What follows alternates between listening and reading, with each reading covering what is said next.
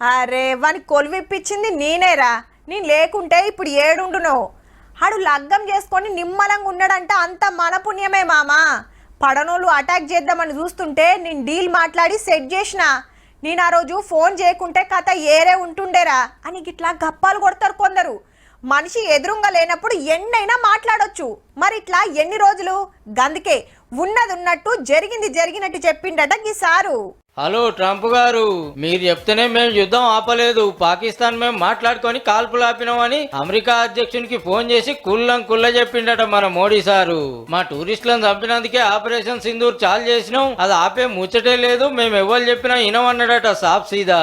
ఇద్దరు లీడర్లు కెనడాలో కలిసేది ఉంటే మోడీ సార్ పోయేటోరకే ట్రంప్ సార్ అమెరికాకి వెళ్ళిపోయిండట, అర్జెంట్ పని ఉందని. అందుకే ఫోన్ చేసి అర్ధగంట సేపు ముచ్చట పెట్టిండట.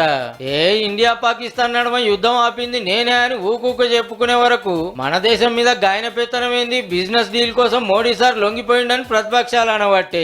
ఏదన్నా ఉంటే మనం మాట్లాడుకోవాలి కానీ అమెరికోళ్ళు ఏలుపెట్టుడేందని మనసోదిక్క అంటారు.